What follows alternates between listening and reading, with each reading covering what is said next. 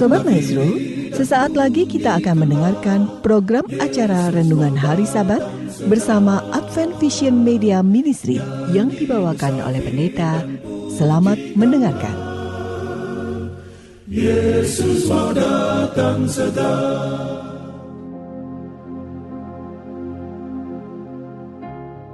Selamat pagi dan selamat Sabat, saudara-saudaraku yang dikasihi oleh Tuhan. Salam sejahtera buat seluruh pendengar Maestro yang kami sangat kasihi.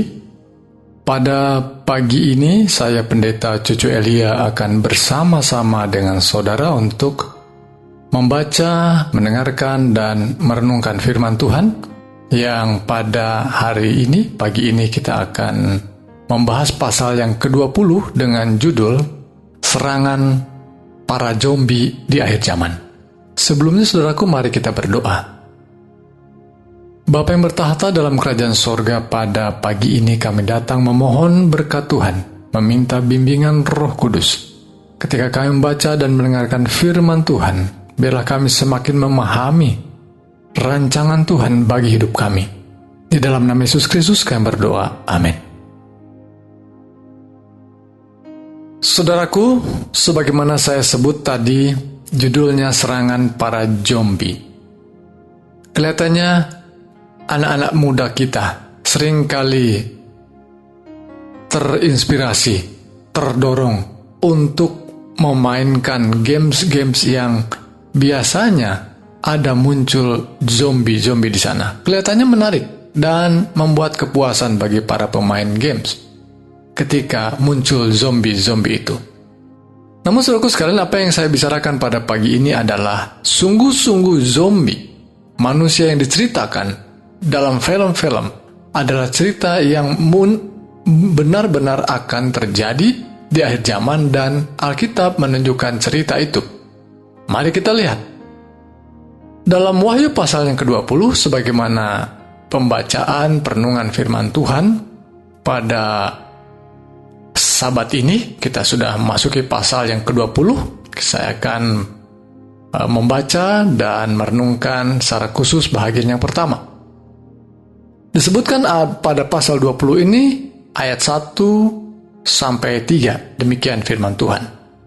Lalu aku melihat seorang malaikat turun dari sorga memegang anak kunci jurang maut dan suatu rantai besar di tangannya. Ia menangkap naga, si ular tua itu, yaitu iblis dan setan. Dan ia mengikatnya 1000 tahun lamanya. Lalu melemparkannya ke dalam jurang maut, dan menutup jurang maut itu, dan memeteraikannya di atasnya, supaya ia jangan lagi menyesatkan bangsa-bangsa, sebelum berakhir masa 1000 tahun itu. Kemudian daripada itu, ia akan dilepaskan untuk sedikit waktu lamanya. Saudaraku, sebagaimana dinyatakan dalam ayat 1 sampai ayat 3 dalam Wahyu pasal 20, kita melihat sebuah kronologis yang kita bisa mencoba mengurainya, sebagaimana dinyatakan dalam ayat-ayat ini, bahwa memasuki akhir zaman ada satu rancangan Tuhan di mana setan akan ditangkap. Setan yang disebut si ular tua atau iblis, ya, dia akan diikat, dirantai, dan dilemparkan ke dalam jurang maut, yang dalam bahasa Ibrani itu menggambarkan sebuah lubang yang dalam yang tiada batasnya, dan kemudian ditutup. Demikian pernyataan secara harfiah yang diceritakan dalam ayat 1 sampai 3. Dan dia akan tetap berada di sana selama 1000 tahun, waktu yang cukup lama. Ya, di antara kita tidak ada yang usianya 1000 tahun saat ini. Yang walaupun generasi pertama ras manusia ini diceritakan dalam Alkitab, mungkin ada yang hampir mencapai 1000 tahun. Namun 1000 tahun ini adalah waktu yang sangat panjang, waktu yang sangat lama. Dan demikianlah setan disebutkan dalam ayat tadi dirantai. Dan kemudian di akhirnya, di ujung daripada 1000 tahun itu, setan kemudian dilepaskan sedikit waktu lamanya. Mari kita lihat ayat selanjutnya, ayat yang keempat. Lalu aku melihat tahta-tahta dan orang-orang yang duduk di atasnya. Kepada mereka diserahkan kuasa untuk menghakimi. Aku juga melihat jiwa-jiwa mereka yang telah dipenggal kepalanya karena kesaksian tentang Yesus dan karena firman Allah yang tidak menyembah binatang itu dan patungnya, dan yang tidak juga menerima tandanya pada dahi dan tangan mereka, dan mereka hidup kembali dan memerintah sebagai raja bersama-sama dengan Kristus untuk masa 1000 tahun. Lihat saudaraku sekalian, kata atau frase 1000 tahun diulang kembali untuk menyatakan kegiatan yang lain, tapi dalam masa yang sama. Boleh jadi, dan kita sepakat, para pembaca Alkitab melihatnya bahwa ini adalah masa yang sama berlangsungnya. Ketika setan atau iblis sedang dirantai 1000 tahun lamanya, dan saat yang sama, umat-umat tebusan, mereka yang tetap setia dan menyaksikan akan Yesus, mereka akan mendapatkan kesempatan untuk dibangkitkan, dan setelah itu hidup bersama Tuhan selama 1000 tahun lamanya.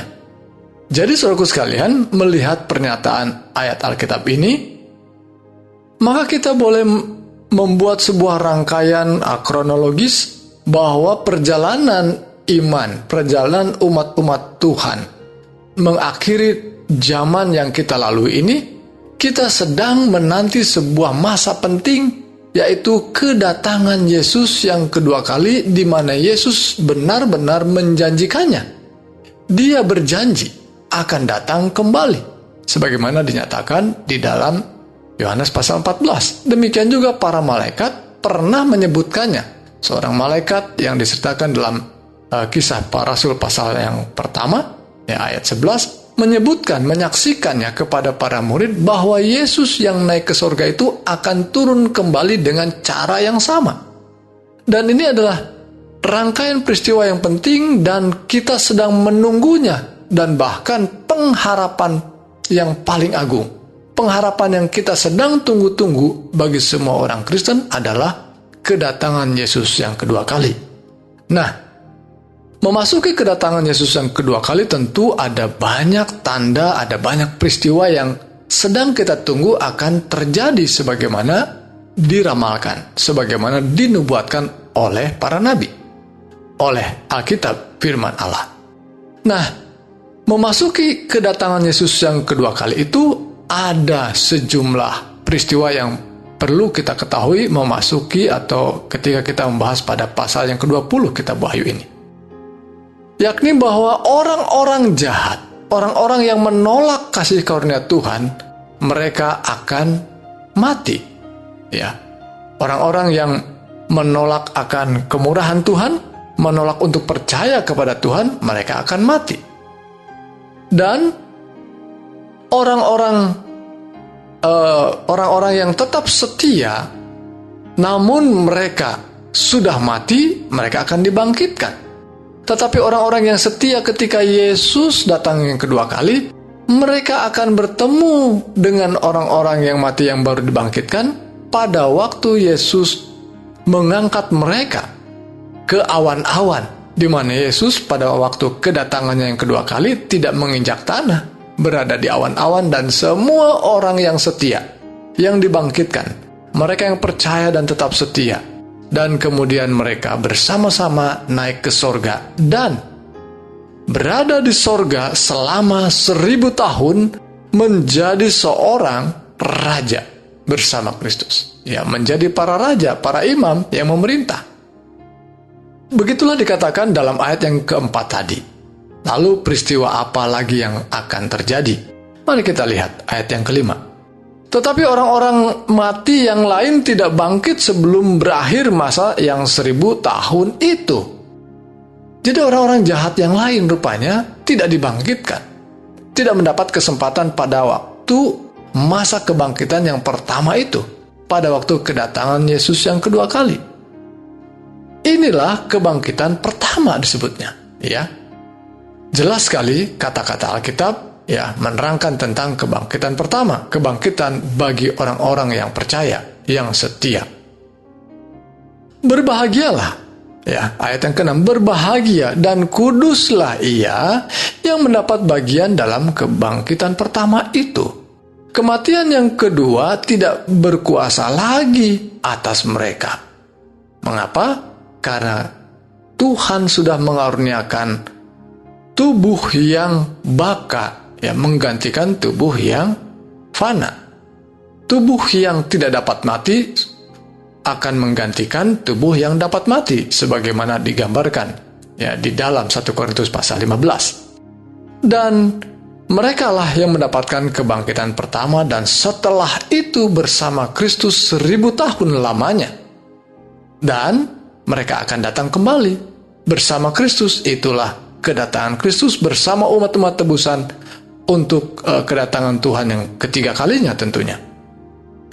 Kematian yang kedua tidak berkuasa lagi atas mereka, tetapi mereka akan menjadi imam-imam Allah dan Kristus, dan mereka akan memerintah sebagai raja bersama-sama dengan Dia 1000 tahun lamanya. Luar biasa, saudaraku, berkat yang disediakan bagi mereka yang percaya dan setia kepada Tuhan. Mereka akan bersama Kristus di dalam kerajaan sorga selama 1000 tahun lamanya. Baik, saudaraku sekalian, cerita selanjutnya belum tuntas. Baru saja kita menceritakan secara garis besar tentang apa yang terjadi pada mengawali 1000 tahun dan selama 1000 tahun. Tetapi setelah 1000 tahun, apa yang terjadi? Sebagian tadi sudah disebutkan bahwa setan akan dilepaskan untuk sedikit waktu lamanya. Dan apa yang dilakukan dalam waktu yang sangat singkat, yang sedikit waktu lamanya itu, apa yang dilakukan? Mari kita lihat ayat 7 sampai ayat yang ke-10. Dan setelah masa 1000 tahun itu berakhir, iblis akan dilepaskan dari penjaranya. Mungkin saudaraku sekalian, ini adalah sebuah gambaran di mana penulis Alkitab adalah seorang yang memiliki latar belakang sebagai seorang Yahudi, sebagai seorang yang mengetahui kultur atau budayanya seorang Yahudi, Dan setiap pemaparannya tentunya apa yang ada di benaknya, kosakata ataupun frase-frase yang dimilikinya. Maka ketika menyebutkan setan dirantai, boleh jadi saudaraku sekalian, setan tidak sesungguh-sungguhnya setan itu dirantai. Karena memang sesungguhnya kenapa dirantai? Karena ada satu kegiatan yang biasa dilakukan. Pekerjaannya juga akhirnya tidak bisa dilakukan sama sekali. Karena pekerjaannya adalah menggoda dan membawa pencobaan kepada manusia, menarik manusia menjadi bahagianya. Tetapi sekarang semua manusia sudah mati pada waktu kedatangan Yesus yang kedua kali. Demikian juga yang sudah mati sekian lamanya, 100 tahun atau 1000 tahun lamanya, beribu-ribu tahun berada di dalam kematian, mereka juga belum bangkit. Jadi yang ada di dunia ini hanyalah setan dan seluruh pengikutnya, malaikat-malaikat pengikut setan. Jadi benar-benar dirantai karena tidak ada lagi pekerjaan. Hanya luntang-lantung. Dan kalau boleh kita setuju misalnya dirantai, oke. Tetapi saudaraku sekalian, yang penting di sini adalah bahwa setan tidak ada lagi kegiatan karena manusia seluruhnya mati, dan sebagian lagi yang masih hidup diberikan kehidupan kekal berada di sorga bersama Kristus 1000 tahun lamanya. Kita lanjutkan ayat 8. Dan ia akan pergi menyesatkan bangsa-bangsa pada keempat penjuru bumi, yaitu Gog dan Magog, dan mengumpulkan mereka untuk berperang, dan jumlah mereka sama dengan banyaknya pasir di laut.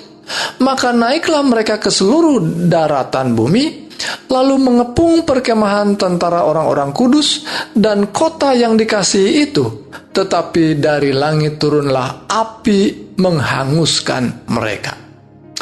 Saudara-saudaraku sekalian, beberapa ayat yang baru saja kita baca menunjukkan bahwa setan punya pekerjaan lagi. Kenapa? Karena orang-orang jahat yang selama bumi ini pernah ada, ya, di mana mereka dilahirkan dan dibesarkan, sudah ada yang usianya mungkin 6.000 tahun yang lalu, 5.000 tahun yang lalu, mereka tetap dalam kematian. Tetapi sekarang orang-orang jahat itu, orang-orang yang telah memimpin pemberontakan, orang-orang yang telah melakukan banyak kejahatan, yang tidak mau menerima kasih karunia Tuhan, bahkan menolak. Ada banyak diantaranya raja-raja, ya, ada banyak orang-orang berpengaruh, ada banyak orang-orang yang sudah menekan dan menganiaya umat-umat Allah. Dan mereka semua dibangkitkan pada kebangkitan yang kedua. Nah, jadi kebangkitan ini adalah kebangkitan yang adalah orang-orang jahat seluruhnya. Dan ketika dibangkitkan, ada yang sudah hidup duluan. Siapa itu? Setan dan para malaikatnya. Dan mereka dengan segera menyesatkan kembali. Siapa yang sudah membangkitkan kalian? Karena di sini yang hidup adalah mereka.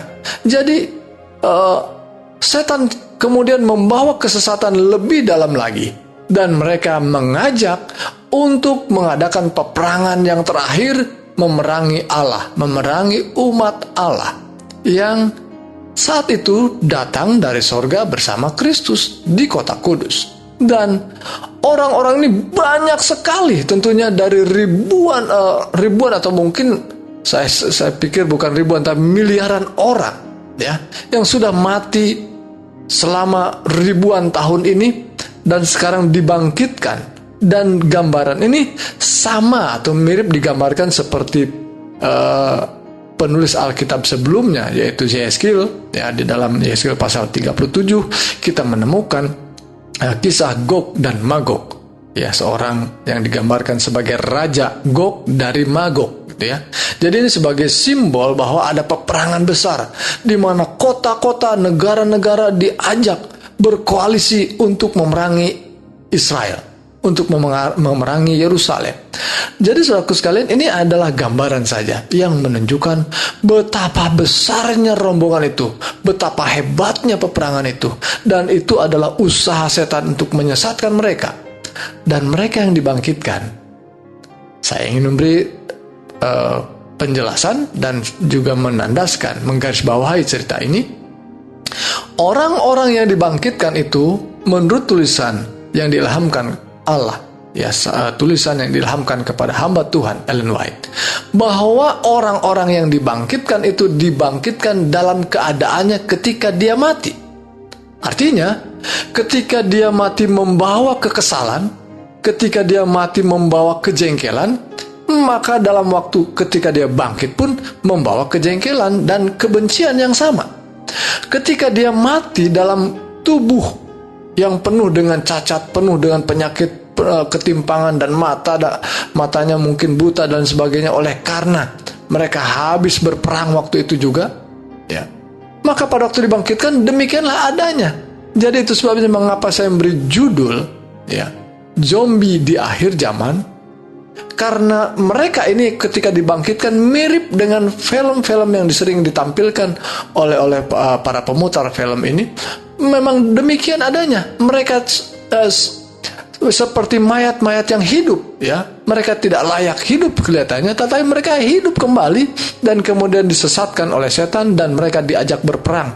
Dalam kondisi yang sangat menyeramkan itu, mereka masih mau berperang untuk memerangi akan Tuhan. Baik saudaraku sekalian, jadi demikianlah kuasa kejahatan digerakkan kembali pada waktu kedatangan Yesus yang ketiga kali bersama umat-umat yang setia. Selama 1000 tahun mereka kembali ke dunia ini.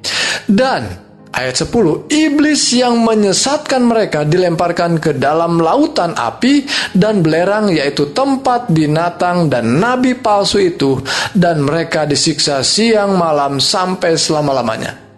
Lihat saudaraku sekalian, pada akhirnya mereka yang digambarkan menentang Allah itu adalah binatang, nabi palsu, ya. Dan ini adalah gambaran sekali lagi orang-orang yang beragama, orang-orang yang memimpin keberagamaan, ya. Seolah-olah mereka pemimpin orang-orang soleh, tetapi mereka sesungguhnya menyesatkan banyak orang, banyak bangsa, banyak raja-raja, dan banyak pemerintahan dan kerajaan dipengaruhi. Ya, seperti pelajaran sebelumnya, mereka ini adalah kelompok yang digambarkan binatang, nabi palsu, kemudian perempuan yang pelacur besar, dan banyak gambaran yang menggambarkan mereka adalah kelompok yang menentang kerajaan Allah, menentang Allah. Dan akhirnya hidup mereka dilemparkan ke dalam lautan api dan belerang, dan mereka akan disiksa siang dan malam sampai selama-lamanya. Saya juga ingin berikan keterangan untuk kalimat yang terakhir ini, bahwa ini bukan berarti sebuah ajaran yang memberikan gambaran tentang seorang jahat itu akan disiksa seumur hidupnya, selama-lamanya. Keliru, saudaraku sekalian. Kata Yunani yang digunakan adalah aion, adalah sebuah kata yang artinya adalah tidak putus-putusnya. Artinya ketika membakar tidak berhenti sebentar dan kemudian menyala lagi, ya. Tetapi tidak putus-putusnya, terus menyala sampai habis. Yes. Artinya sampai habis yang dibakarnya. Setelah yang dibakarnya habis, selesailah sudah. Dan proses ini karena miliaran manusia yang harus dibakarnya, harus dilemparkan ke dalam api dan belerang tadi, maka prosesnya tentu memakan waktu. Dan tentu kata yang digunakan siang dan malam adalah menunjukkan waktu yang tidak sedikit, ya. Namun saudaraku sekalian, pada akhirnya tuntas, bahwa dosa dan seluruh kejahatan akan dituntaskan dan tidak akan muncul lagi. Saudaraku sekalian, pekabaran Wahyu pasal 20 belum berakhir. Saya akan lanjutkan pada sahabat berikutnya. Namun pelajaran buat kita saat ini, saudaraku sekalian, peperangan itu sedang terjadi sekarang. Peperangan antara kuasa jahat dan kuasa kebaikan. Peperangan antara setan dan Yesus sang Mikael itu sedang terjadi sekarang ini dan terus terjadi, dan sampai pada akhirnya, ya, di akhir zaman akan terus juga berperang, namun pada akhirnya juga Kristus akan menghancurkan mereka. Saudaraku sekalian, ini adalah sebuah peperangan yang saya melihat tidak ada wasitnya. Bayangkan kalau sebuah pertandingan tidak ada wasitnya, hancur-hancuran, habis-habisan. Dan tentu saja kuasa Kristus adalah kuasa pencipta kita, kuasa yang menciptakan dan kemudian pada akhirnya menghukum mereka yang terus menolak kasih karunia Tuhan. Mari saudaraku sekalian, hidup kita serahkan pada Tuhan, dan kita tetap setia, karena pada akhirnya mereka akan diberikan kemenangan. Dan kita hidup bersama Tuhan kita, Kristus Yesus, 1000 tahun lamanya di sorga, dan bahkan terus selama-lamanya. Inilah doa dan harapan kami. Tuhan Yesus memberkati kita. Amin. Mari kita berdoa. Bapa yang bertahta dalam kerajaan sorga, terima kasih untuk pengajaran firman Tuhan. Terima kasih untuk tuntunan Roh Kudus yang telah membimbing kami sehingga kami boleh memahami akan pengajaran Tuhan, dan kami biarlah dipersiapkan bagi setiap peperangan yang berat untuk kami boleh mendapat kemenangan bersama Kristus. Inilah doa kami. Mohon berkat bahkan untuk setiap pribadi yang bergumul, Tuhan. Teguhkan dan kuatkan mereka. Yang sedang sakit, Tuhan berkenan jamah dan pulihkan mereka. Dan ibadah kami sepanjang sabat ini Tuhan berkati. Dalam nama Yesus Kristus kami berdoa dan bersyukur. Amin.